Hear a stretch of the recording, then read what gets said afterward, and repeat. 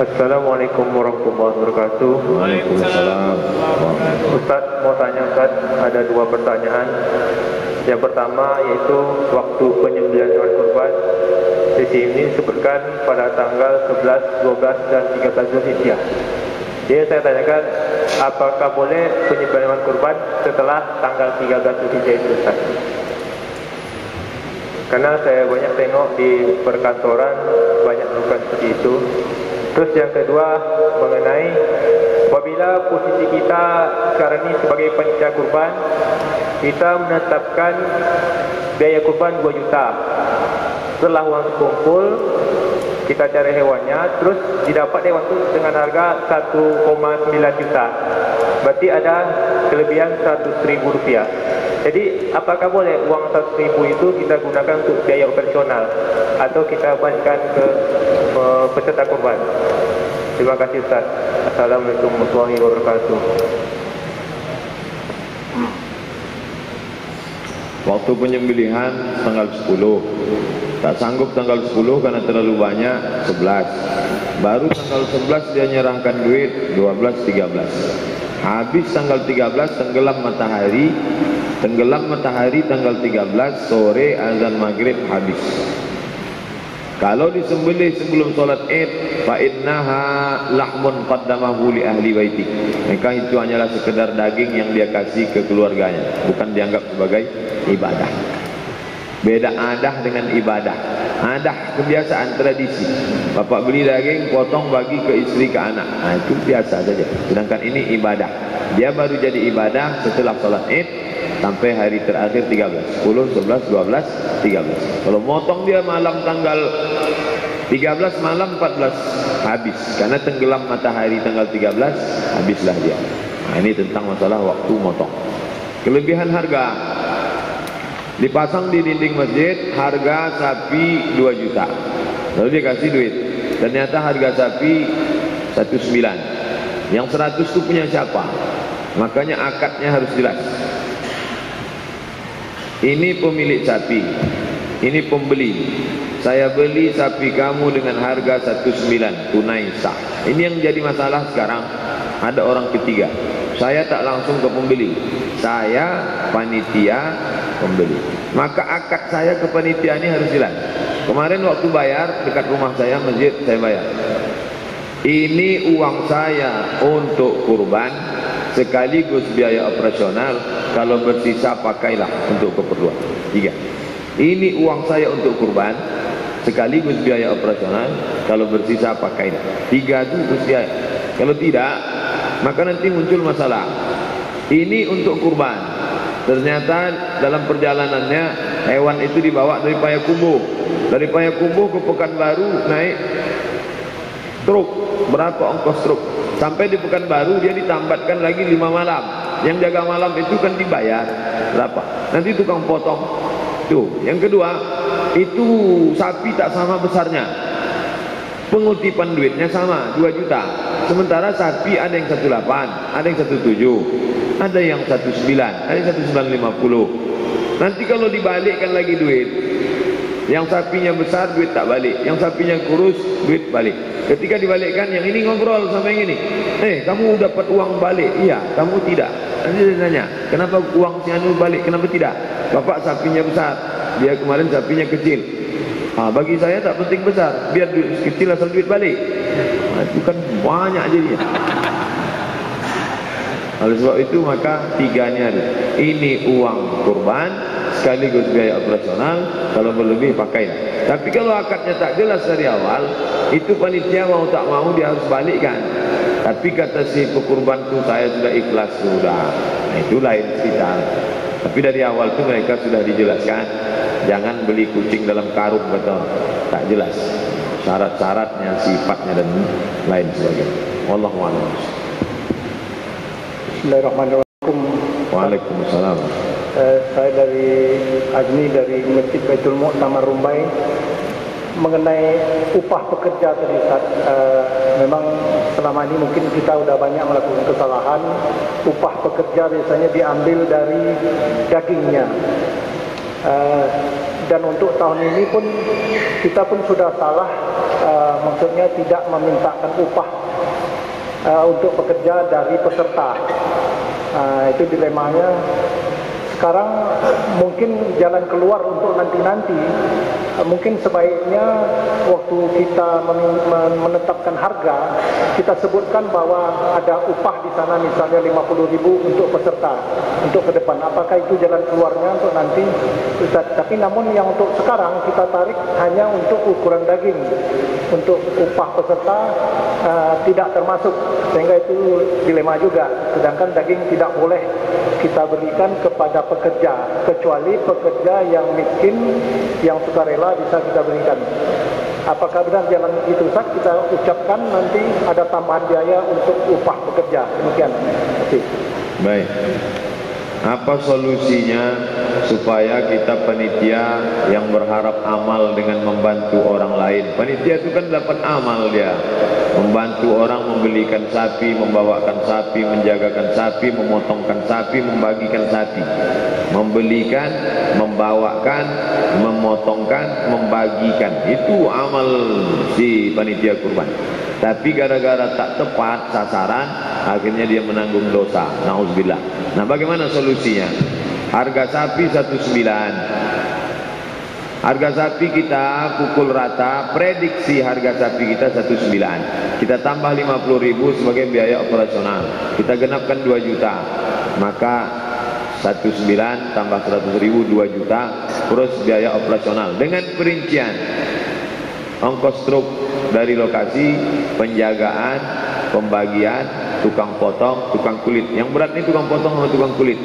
Kulit itu kalau sampai dia luka tak laku, sampai kebanyakan dagingnya ikut rugi. Oleh sebab itu yang dua ini dikasih upah. Itulah jalan tengah. Ini 2 juta biaya operasional, harga sapi plus biaya operasional. Adapun kelebihannya mohon Bapak Ibu izinkan. Kalau tidak kita akan sulit sendiri. Terus nanti tiap tahun kita akan tetap ini 10 kupon untuk 5 kupon untuk tukang potong, 5 kupon untuk tukang kulit yang sekaligus sebagai upah. Padahal daging kurban tidak boleh dijadikan sebagai upah.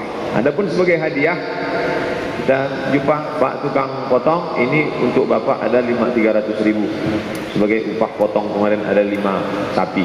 Nah, ini hadiah dari pemilik dua kupon. Nah, itu boleh, tak salah, karena upahnya sudah dapat. Itulah jalan keluarnya Pak. Tak ada jalan lain selain ditambahkan dari harga sapi ada biaya operasional, termasuk di dalamnya untuk tukang potong dan tukang kulit. Wallahu a'lam. Sebentar. Memang di tempat kami dibedakan. Panitia kurban yang umumnya dari masjid itu memang tidak dapat apa-apa. Panitia kurban, cuman pada hari H itu banyak pekerja-pekerja yang sengaja datang yang betul-betul mengharapkan, termasuk upah, termasuk sapinya. Jadi itu yang tadi saya tanyakan. Pekerja ini kalau panitia memang tidak dapat apa-apa, memang lillahi ta'ala. Jadi jalan keluar untuk pekerja tadi itu mungkin bisa kita mintakan langsung ya dari peserta kurban. Mungkin satu sapi itu biasanya 5 orang. Satu sapi itu tim intinya 5 orang. Yang paling berat itu 2 orang. Satu sapi 5 orang. Yang paling berat itu 2 orang. Pertama tukang potong, yang kedua tukang kulit. Adapun yang 3 ini tukang masukkan kresek segala macam. Maka panitia membuat tim.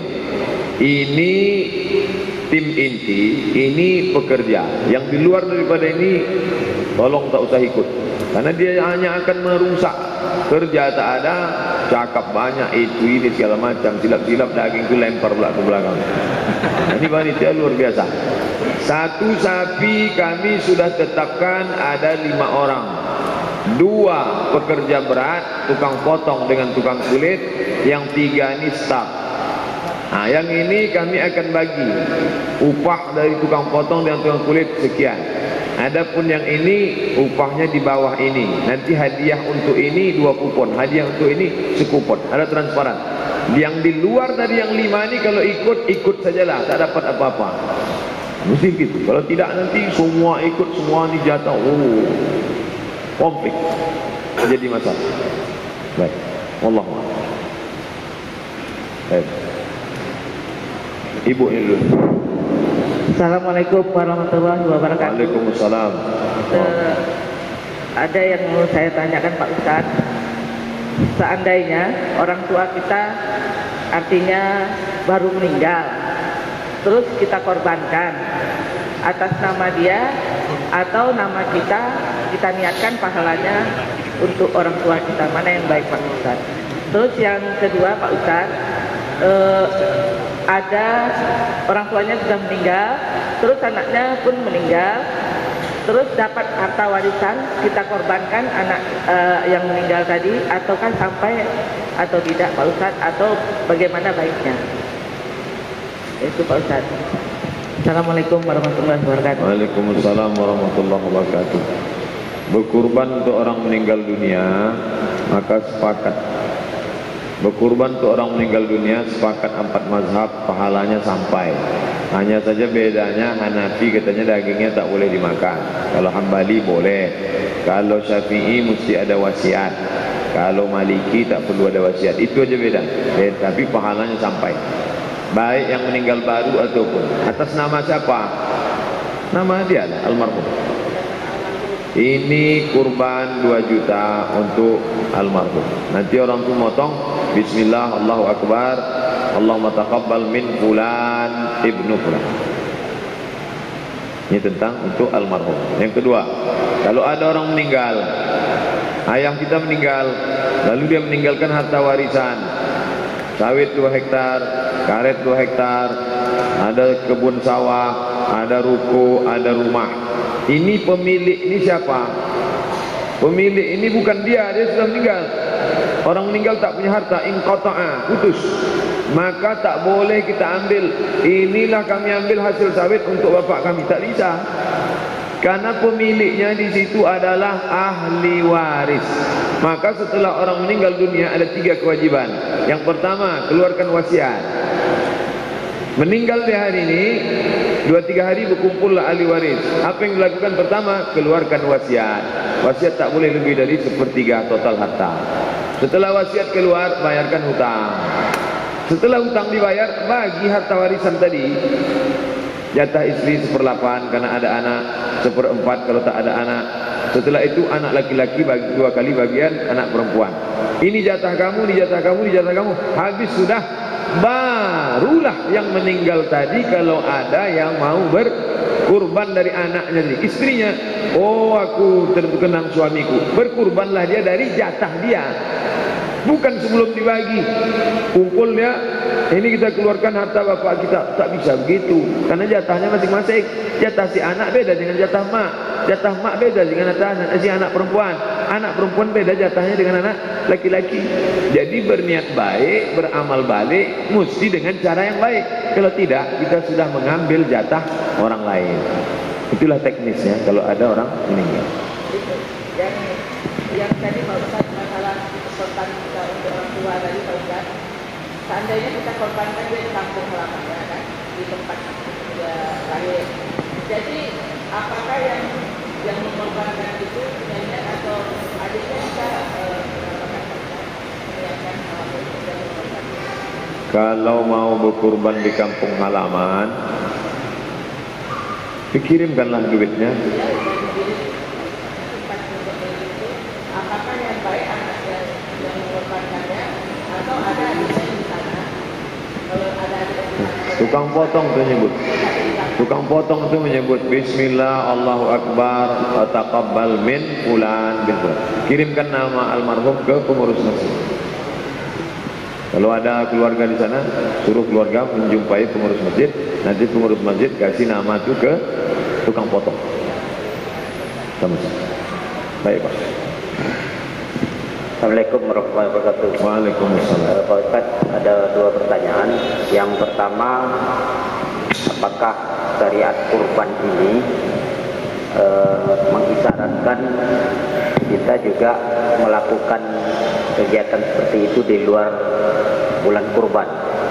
Apakah misalnya ada anjuran sebetulnya ini tersirat di luar, di bulan-bulan lain kita juga potong kurban, kita memotong hewan ternak, kita bagi-bagi juga kepada kaum muslimin yang memerlukan yang lain. Itu pertama.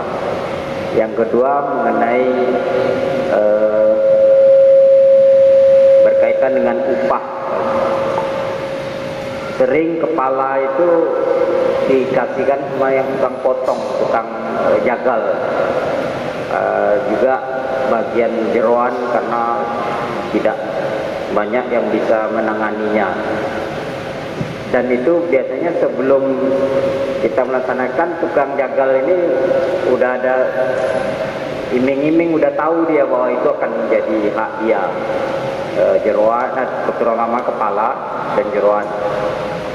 Sehingga ketika kita menegosiasikan upah, mungkin dia sudah terbayang itu nanti bagian dia. Apakah ini sah, ini negosiasi upah kita tadi itu seperti itu, Pak Ustaz? Apakah itu tidak haram jatuhnya karena kita jatuhnya mengupah dengan kepala? Baik.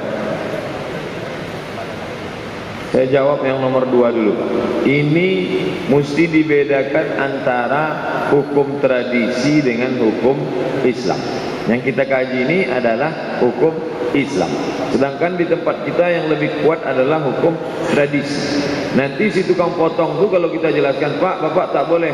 Orang saya udah dapat 20 tahun saya tukang potong. Ini tahu tak kamu? Kamu belum jadi ustaz, saya udah tukang potong. Silap kamu, saya potong nanti. Nah, jadi hukum tradisi itu lebih kuat. Oleh sebab itu dijelaskan pertama, tidak ada tawar-menawar harga mati, bahwa kulit, bulu, tanduk, kepala, ekor, tulang, jeroan tidak boleh dijadikan upah. Haram hukumnya menjadikan dia sebagai upah. Bahwa dia diberikan sebagai hadiah, apalagi kalau tukang potong itu miskin, apa salahnya?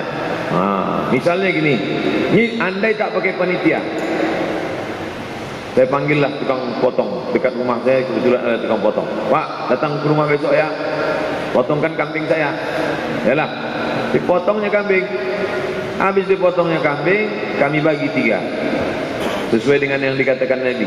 1/3 untuk fakir miskin, 1/3 sahabat kerabat tetangga, 1/3 untuk rumah. Lalu saya bilang ke dia, Pak, saya tak bisa ngasih banyak, ini untuk upah potong Bapak ya. Saya kasih dia duit 200.000, ini untuk upah potong. Habis itu, ini jeroan saya tak bisa ngolah, kepala tak bisa, kulit tak bisa, saya masukkan plastik. Ini hadiah untuk Bapak. Hah? Apa pula tak sah? Kemana kami mau mengolah? Tak pula usus itu pun dibagi juga 3. Tapi kan umumnya kita, kalau ada bagus itu, perut sapi besar itu, anduk, yang macam anduk itu dibersihkan, dibaginya 3. Bagus, bagus. Yang paling bagus begitu. Tapi tak pula kepala, gimana kepala mau bagi 3? Lagi 2, okey dah, lagi 2. Bahwa itu semua untuk dia, untuk hadiah. Hadiah ya, tapi kalau sebagai upah, ini tak ada tawar-menawar. Upah tak bisa. Sediakanlah upah khusus untuk dia, sehingga ini upah sama hadiah ini beda-beda tipis. Itu tadi kamu kasih sebagai apa tuh? Hadiah, bisa aja dia hadiah, padahal dia sedang berkelit upah. Maka cara untuk membedakannya bagaimana? Kasih dia upah. Itu cara membedakannya. Kasih dia upah, setelah itu baru hadiah. Kalau tidak, maka hadiah itu nanti berubah menjadi upah. Anjuran motong hewan ternak, apakah hanya setahun itu 4 hari ini saja kita dianjurkan memotong? 10, 11, 12, 13. Atau ini signal supaya kita berbagi? Sebenarnya ini hanya simbol. Ini hanya simbol supaya kita berbagi. Berbagi. Makanya dalam ajaran Islam, afsus salam, tebarkan salam. Tut'imut ta'am, kasih makan. Wa tusalli wan nasu niyam, engkau salat ketika orang tidur. Tadkhulul jannata bisalam, kau masuk surga dengan selamat. Pesan yang pertama, tebarkan salam. Yang kedua, kasih makan. Makan yang paling bagus itu daging. Karena orang Arab kita pun suka makan daging. Yang paling bagus itu kasih daging. Makanya ketika datang Abdurrahman bin Auf, apa kata Nabi? Aulim walau bisyatin, bersedekahlah walaupun menyembelih seekor kambing. Akikah kambing, nikah kambing. Bahkan orang Arab jahiliyah itu kalau dia beternak, kambing yang pertama lahir itu sedekah. Tradisi Arab jahiliyah, kambing pertama lahir, dia mau awal usaha nih, ternak kambing. Kambing pertama lahir itu sedekah. Maka kalau ada orang sekarang tak bersedekah kambing dalam setahun, itu lebih parah dari Arab jahiliyah nih. Arab jahiliyah. Nah, mereka punya yang udah tradisi yang sudah dihilangkan dalam Islam nih. Tradisi bersedekah kambing dari kambing pertama. Yang kedua ada namanya Rajabiyah. Rajabiyah itu masuk bulan Rajab potong kambing lagi. Itu sudah dibuang dalam Islam. Yang tinggal tradisi dalam Islam akikah. Itu pun akikah ada yang sudah dibuang. Dulu mereka habis motong itu darah itu ditempelkan di kepala si anak. Darah kambing yang kotor najis buang. Nah, tinggal makannya. Tinggal akikah sama kurban. Itu pun tidak wajib, sunat. Kalau yang sunat itu pun tak juga dilaksanakan. Oleh sebab itu maka sebetulnya ini adalah simbol signal. Nanti pada bulan-bulan tertentu kita tetap undang orang kasih makanan. Atau kita tak sanggup undang ke rumah, potongkan daging, masukkan nasi kotak, antar ke fakir miskin, anak yatim. Makanya tradisi kita menyambut bulan kelahiran Nabi. Orang-orang zaman dulu, orang Mesir sampai sekarang Maulid Nabi itu sedekah makanan. Buat makanan, bagi. Mahasiswa-mahasiswa diundang, berbagi. Intinya di situ adalah berbagi kepada orang lain. Jangan membatasi berbagi pada bulan Zulhijjah saja, tapi bulan-bulan lain tetap berbagi. Kalau bisa diagendakan khusus, tentu agenda pribadi masing-masing lah. Saya agendanya di awal bulan, bapak di pertengahan bulan, bisa agak 10-20 orang, atau kita bawa ke rumah panti jompo anak yatim. Pesan untuk berbagi. Wallahu a'lam. Baik. Makasih Pak Ustaz. Ini yang mau tanyakan masalah panitia diharamkan menjual kulit kurban dan tanduk. Sekarang panitia menghadap kepada 7 orang. Lalu panitia bertanya, Bapak Ibu yang 7 orang mau dibagikan kulitnya ke bagian ibu atau diikhlaskan untuk panitia? Kita tanya yang berkurban ini, kalau dia misalnya kami ingin dibagi, tentu kan kita bagikan, misalnya bagi 7 atau berapa.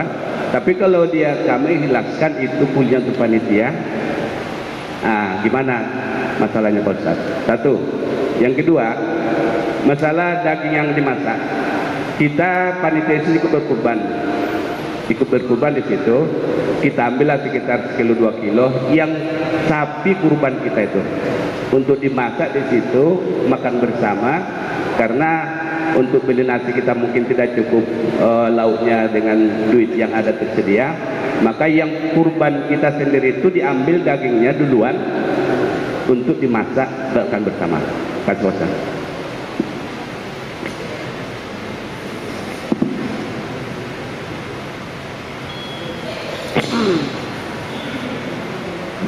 Datang yang 7 orang tadi, 7 orang 1 sapi, datang dia ke panitia. Pak panitia, kami ikhlaslah kulit itu kami bagi ke bapak, kami sedekahkan ke bapak.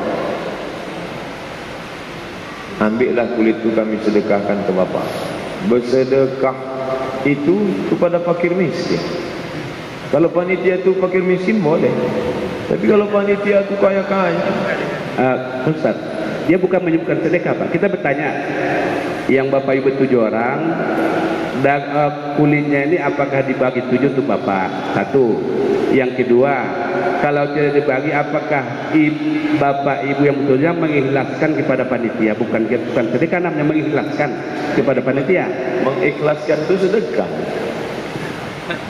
Amal apa bahasa lain dari mengikhlaskan itu? Mengikhlaskan itu kan sedekah. Mengikhlaskan itu pemberian itu Pak. Pemberian itu dalam bahasa agama ya. Sedekah mesti ikhlas. Itu bahasanya jadi orang. Ini saya sedekahkan. Kita tadi tak ingin ada unsur manfaat lagi. Kalau sudah sampai ke panitia, itu ujung-ujungnya manfaat lagi. Dijualnya nanti 20 kulit 2 juta. untuk jaga malam, untuk itu, untuk ini, untuk itu. Pokoknya manfaat lagi. Maka waktu motong tadi, minka walaka, untuk engkau ni semua ya Allah. Makna untuk engkau tu jangan mengambil lagi. Jangan ini untuk engkau ya Allah, tapi kulit ni ku ambil sikit aja. Kita ingin ibadah ni bersih. Makanya ikhlas. Ikhlas itu artinya tak bercampur dengan apa-apa. Udah ini kasihlah. Jadi memang nilainya sedikit. Satu lembar 100.000. Tapi kalau sampai 20, 200.000. Ada sebagian tempat 50. Ada saya tanya 100. Nah, itu oleh sebab itu maka kasihlah ke fakir miskin. Kalau ada ustaz lain berpendapat, boleh aja pakai ajra'uhum. Kalau ditanyakan hadisnya tak akan jumpa dia itu. Itu murni ijtihad. Ajra'uhum lil fatwa, ajra'uhum lin nar. Orang yang paling berani berfatwa, maka dia adalah orang yang paling berani masuk neraka. Oleh sebab itu kalau ada di situ tukang jange miskin, memang paling bagus kasih ke dia langsung, dia ngolahnya. Tapi kalau tidak, kalau ke panitia nanti ujung-ujungnya ke masjid nih Pak, masjid lagi, masjid tak ada jatah. Karena situ 3, sepertiga untuk fakir miskin, sepertiga untuk sahabat kerabat, sepertiga li ahli bait. Masjid tak ada jatah sama sekali. Maka kalau ada orang menarik kurban untuk masjid, maka tak nyambung, tak ada sama sekali. Baik kias jauh maupun kias dekat. Kalau zakat ke masjid masih ada, masih kena di fisabilillah. Tapi kalau kurban tidak. Lalu kemudian 7 orang, masih pertanyaan satu lagi. 7 orang, panitia 20 orang. Lalu 20 itu kan kalau kuponnya satu-satu 20 kilo. Jatah kami aja lah masak. Jatah kami ikhlaskan masak. Jatah dia. Apakah nanti dia dapat jatah lagi pembagian? Cara yang paling bagus bukan begitu. Sapi pertama diminta 7 orang itu, Pak, kami minta jatah bapak ni 10 kilo. Bapak yang 7, pemilik sapi nomor 1, Pak Bulan datang. Pak, jatah bapak ni kami ambil 10 kilo. Kita masak pagi itu paling banyak 10 kilo. Kecuali masjid yang besar betul sampai 40 ekor. Lalu cuma 10 ekor. Kami ambil jatah bapak ni 10 kilo. Kata dia, ambillah jatah dulu. Maka halal lah itu. Itulah yang dimakan pagi. Itulah cara. Tapi tadi ada beberapa. Tapi yang paling mudah caranya, baik pagi itu dipanggil dia tak datang Pak Ustaz. Waktu awal bayar, apa ya? Tengok sapi nomor berapa yang orang-orangnya kenal. Sapi nomor ini aja lah. Ini orang, itu teknisnya saja. Begitulah cara yang paling simple. Baik.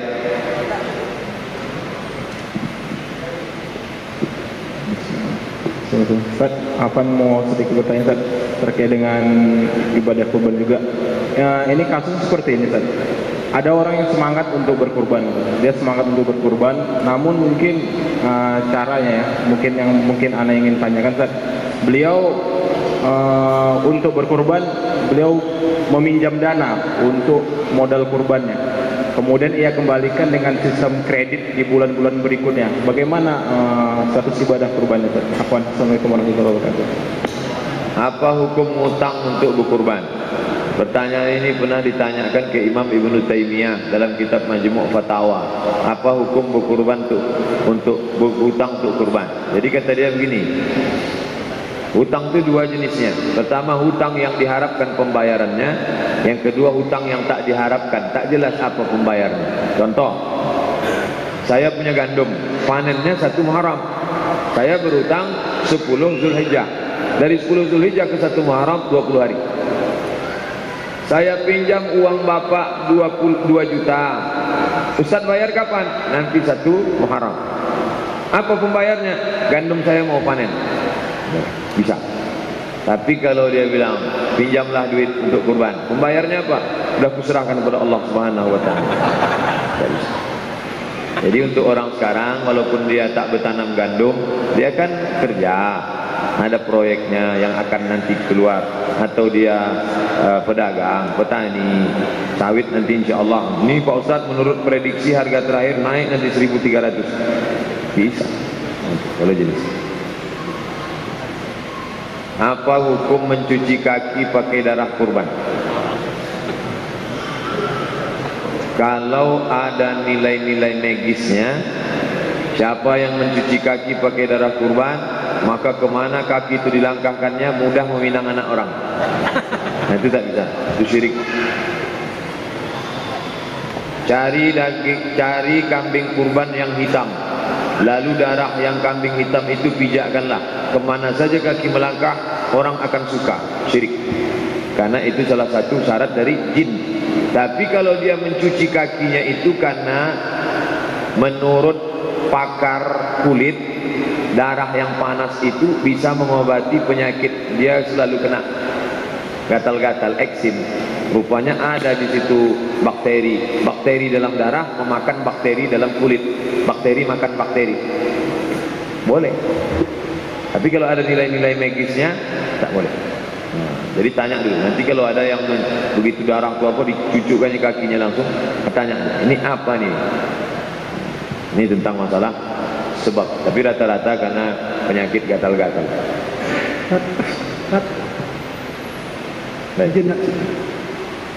Assalamualaikum warahmatullahi wabarakatuh. Saya ingin menanya, biasanya kalau panitia kurban ada namanya kaki, tulang-tulang yang tidak bisa dibagi-bagi itu kan. Jadi ada berlebih. Biasanya itu dibagikan pada panitia. Apakah itu keliru atau gimana? Selama ini dari tulang-tulang, kaki-kaki yang tidak bisa gitu kan, dibagi-bagi rata, itu bersisa. Nah, itu bersisa itu biasanya dibagikan kepada panitia. Apakah itu keliru atau gimana? Terima kasih. Assalamualaikum warahmatullahi wabarakatuh. Waalaikumsalam warahmatullahi wabarakatuh. Tulang yang bisa dibagi 3 dibagi.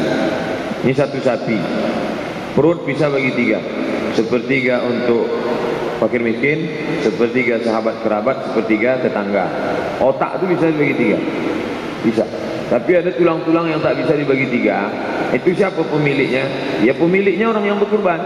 Lalu kata dia, ini saya kasihlah ke Pak Panitia. Itu bisa.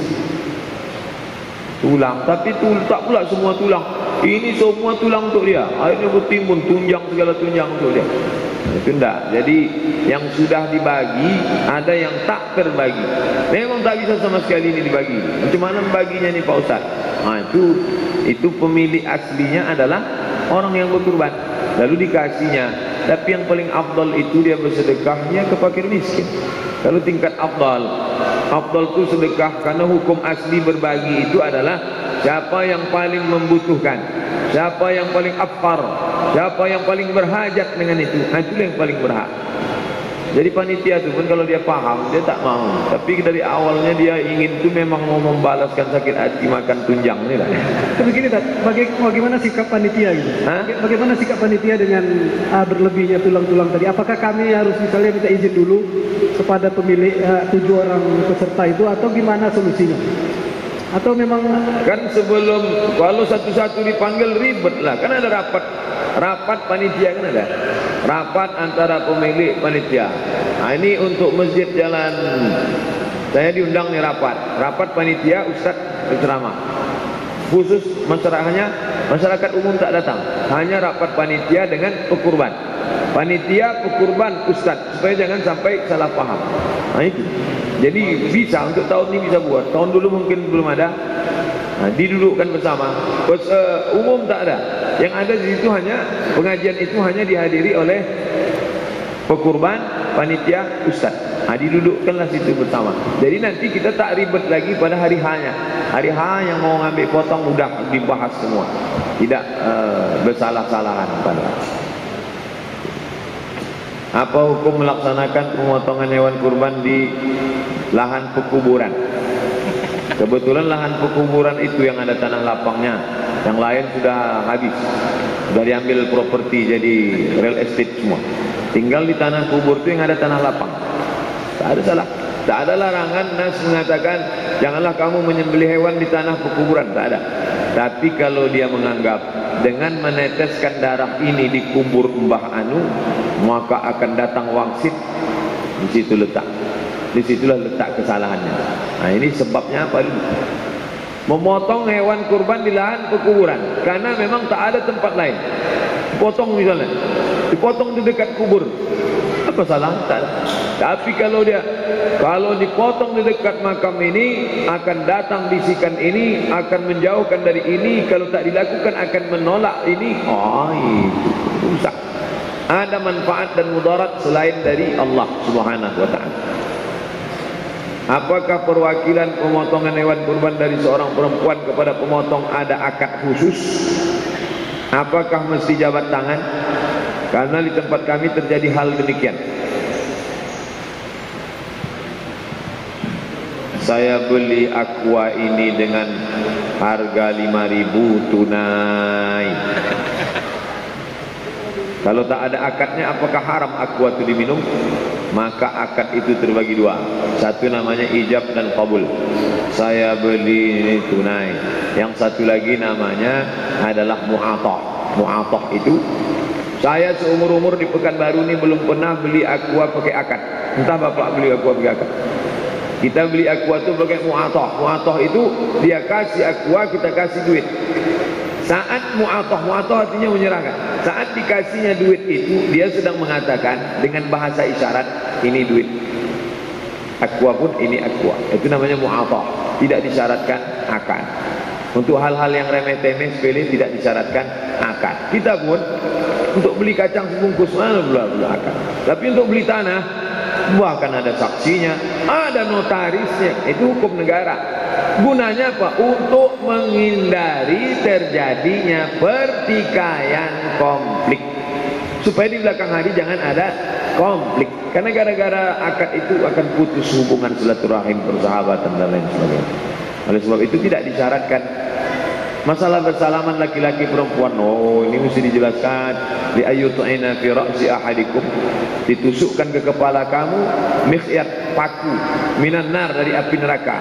Khairun, lebih baik min antamussa, daripada menyentuh la tahillu lahu, menyentuh tangan perempuan yang tak mahram. Lebih baik ditusukkan api besi dari api neraka ke kepala daripada menyentuh tangan perempuan yang tak mahram. Jadi akad itu, ini saya berikan Pak, ini uang 2 juta sekaligus untuk kurban mak saya, sisanya pakailah untuk biaya operasional, tunai, sah.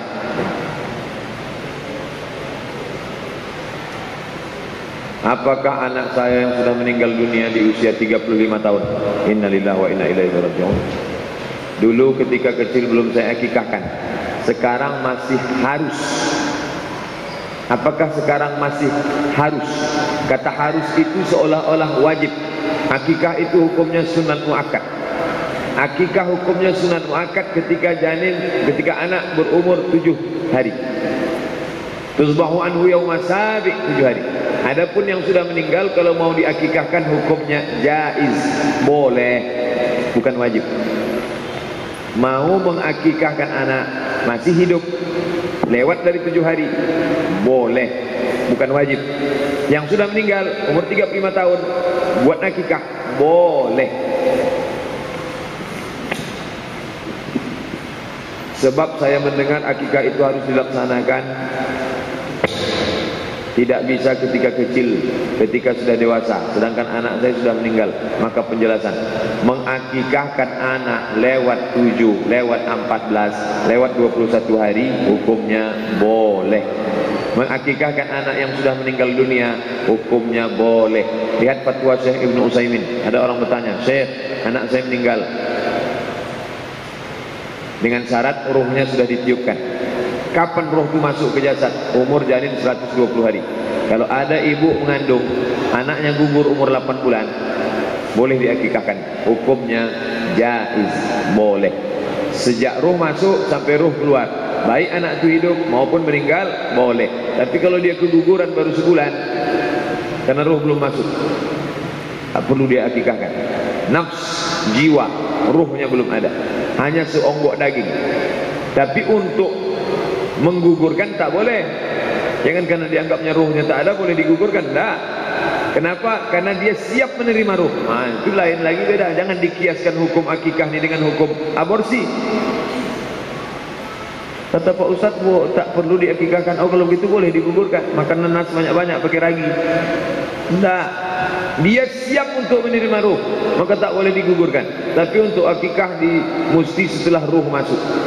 Ini tentang masalah akikah. Hukumnya boleh. Jangan menjadi pikiran kalau tak aku akikahkan ini hukumnya haram, ini hukumnya wajib. Kalau tak aku akikahkan haram, nanti ruhnya tak perlu. Jangan merasa berdosa pada perkara yang kita tak perlu berdosa. Jangan merasa berdosa pada perkara yang kita memang tidak berdosa, kata Allah. Tidak mengakikahkan anak yang sudah lewat tidak apa-apa. Kalau dilaksanakan baik. Nah, itu hukum asli. Bagaimana dengan anak-anak saya yang lain, yang laki-laki sudah dewasa semua? Apakah masih boleh saya akikahkan? Boleh. Bagaimana jika anak laki-laki saya sudah akikah dengan 1 ekor kambing saja? Sebab saya sebagai ibunya merasa berhutang kepada Allah, sementara saya sendiri mampu membuat 2 kambing. Yang mengakikahkan kambing 2 untuk laki-laki, 1 untuk perempuan, itu mazhab Syafi'i. Mazhab Syafi'i 2 laki-laki, 1 perempuan. Sedangkan Hanafi 1 laki-laki, 1 perempuan. Tengok Said Sabiq fikih sunnah. Fikih sunnah Said Sabiq 1 laki-laki, 1 perempuan. Ustaz pakai yang mana? Saya pakai mazhab Syafi'i. Anak saya laki-laki, saya sembelih 2. Saya sampaikan ini bukan supaya kita milih gampang-gampangnya. Bapak yang sudah berniat 2, jangan gara-gara ini, oh nampaknya saya lebih condong ke Hanafi ini, padahal duit tak mau keluar. Kalau ibu sudah dulu buat 1, merasa saya lebih konsen pada Syafi'i, saya mau tambah 1 lagi, sekarang sudah dewasa, boleh. Tapi membebani diri dengan itu, mewajibkan yang tak wajib, salah. Yang tak wajib jangan diwajibkan. Berdosakah saya? Tidak. Jangan merasa berdosa pada perbuatan yang kita memang tidak berdosa. Saya beribu berumur 79 tahun, seorang janda tua dengan anak 3 orang laki-laki yang belum saya akikahkan 1 orang pun. 1 orang telah meninggal dunia, mereka sudah dewasa. Kalau ada uang mau akikah, buatlah. Kalau tak ada, tidak mau membuat, tak sanggup buat, tidak apa-apa. Saya ulang 3 kali, tidak apa-apa. Tidak perlu merasa berdosa, tak perlu merasa bersalah karena sudah lewat. Tapi kalau mau buat, baik. Kalau berkata-kata dalam kamu berdosa, kamu berdosa, kamu berdosa, itu setan punya kerja. Cepat-cepat baca auzubillahi minasyaitonirrajim. Kalau ada kawan tetangga mengatakan kamu tak mengakikahkan anakmu, kamu berdosa, bacakan auzubillah, tiup ke muka dia. Setan itu. Nah, itu tentang masalah. Wallahu a'lam bishawab. Baik. Baik, Assalamualaikum warahmatullahi wabarakatuh. Sebentar dulu, nanti sudah. Baik, terima kasih. Yang pertama mengenai waktu pembagian zat. Tadi ditentukan waktu menyembelih. Bagaimana dengan waktu membagikan?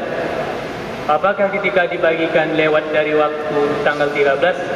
Apa hukumnya? Karena berdasarkan kemajuan teknologi, daging itu disimpan-simpan, terus ketika ada bencana baru didistribusikan. Yang kedua, masalah akikah juga.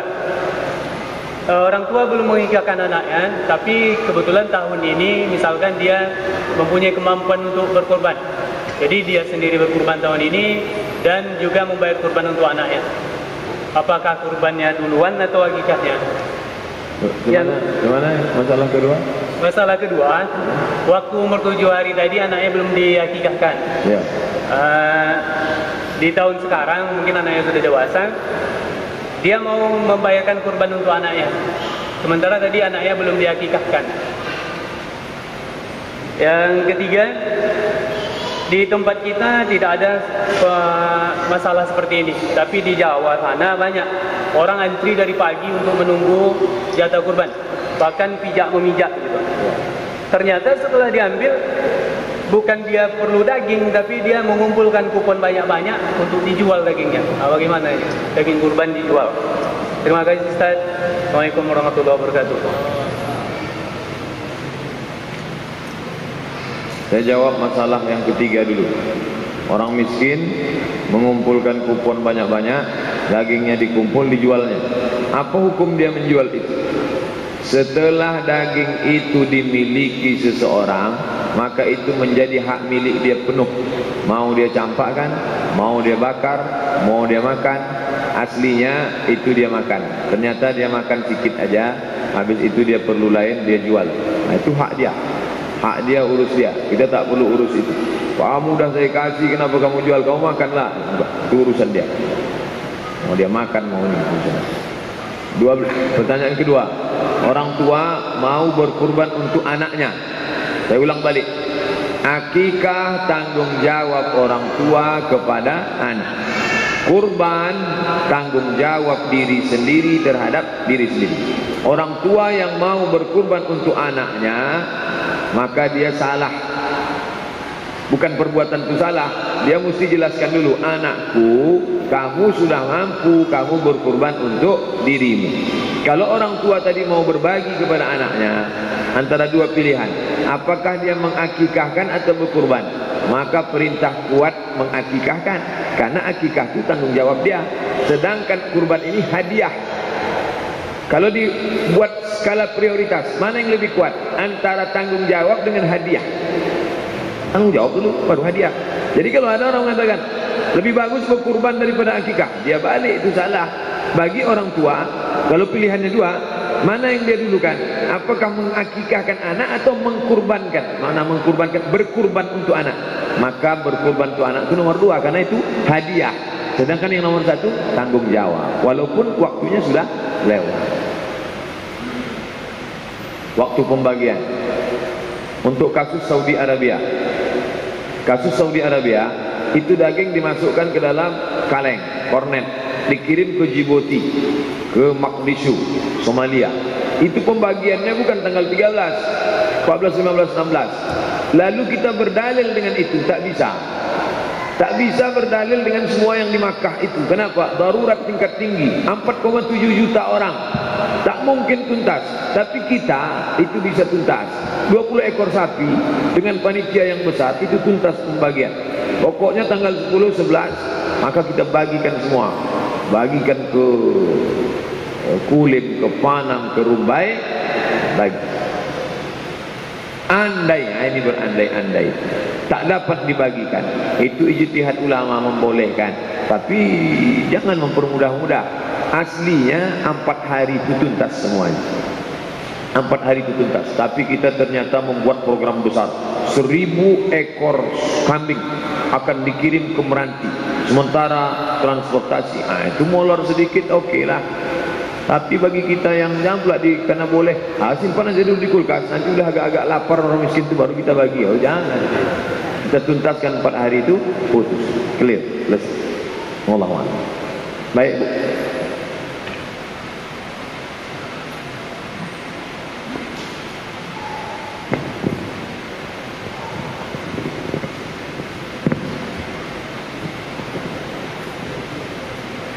Gini Pak, orang kalau anak itu tidak bisa dia dikorbankan, kita tak mampu, bolehkah tidak kita korbankan terus? Kekah terus? La yukallifullahu nafsan illa wus'aha. Allah tidak membebani orang yang dia tak mampu. Punya anak, punya duit, hari ke-7 tak sanggup, hari ke-21 tak sanggup, 14 tak sanggup, 21 tak sanggup, sebulan, 2 bulan, 3 bulan, 4 tahun, 5 tahun, 10 tahun, sampai dia dewasa tak juga sanggup sampai mati, tidak berdosa, tak ada sangkutan apa-apa di hadapan Allah SWT. La yukallifullahu nafsan illa wus'aha. Allah tidak membebani orang sesuai dengan kemampuannya. Jadi satu lagi Ustaz, anak laki-laki 2, kan peraturannya begitu kan? Tapi kalau dia tak mampu, dibayarnya 1 aja, bagaimana? Dia maunya cuma 1, dikasihnya 1 kambing untuk anak laki-laki, sah. Sah ya? 1 kambing untuk anak laki-laki, sah. Fikih sunnah saya sabik. Saya pilih 2 karena saya pakai mazhab Syafi'i. 1 kambing, baik.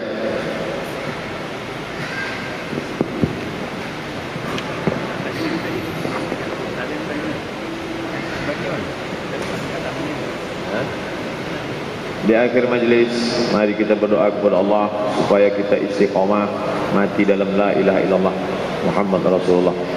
Astaghfirullahalazim, astaghfirullahalazim, astaghfirullahalazim alladzi la ilaha illa huwal hayyul qayyum wa atubu ilaih. A'udzu billahi minasy syaithanir rajim. Bismillahirrahmanirrahim. Alhamdulillahi rabbil alamin. Wassalatu wassalamu ala asyrafil anbiya'i wal mursalin wa ala alihi wa sahbihi ajma'in. Rabbana la tuzigh qulubana, ya Allah jangan kau palingkan hati kami ba'da iz hadaitana, setelah kau berikan hidayah kepada kami. Rabbana a'inna ala zikrika, tolong kami supaya selalu berzikir mengingatmu, wa syukrika, selalu bersyukur kepadamu, wa husna ibadatik, selalu beribadah dengan ibadah yang baik kepadamu ya Allah. La tada' lana zamban illa ghafartah, segala dosa kami ampunilah ya Allah. Wala aiban illa satartah, segala aib kami tutupilah ya Allah. Wala musafiran illa wasaltah, semua saudara kami yang musafir sampaikan ke tujuannya. Wala maridan illa syafaitah, yang sakit berikan kesembuhan. Saudara kami yang terbaring di rumah sakit berikan kesembuhan ya Allah. Wala mayyitan illa rahimtah, yang meninggal dunia curahkan rahmatmu untuk mereka. Wala hajatan min hawaijid dunya wal akhirah, segala hajat di dunia dan di akhirat. Laka ridha wa lana fiha salah, engkau ridha dengan hajat kami itu dan baik untuk kami di dunia dan akhirat. Illa yassartaha wa qadaitaha, maka mudahkanlah dan tunaikanlah ya Allah. Rabbana atina fid dunya hasanah wa fil akhirati hasanah wa qina adzabannar wa adkhilnal jannata ma'al abrar ya aziz ya ghaffar. Wa sallallahu ala sayyidina Muhammad wa ala alihi wa sahbihi wasallam. Walhamdulillahi rabbil alamin. Taqabbalallahu minkum minna wa minkum taqabbal ya karim. Terima kasih perhatian Bapak Ibu, mohon maaf atas segala kesilapan. Wassalamualaikum warahmatullahi wabarakatuh. Waalaikumsalam.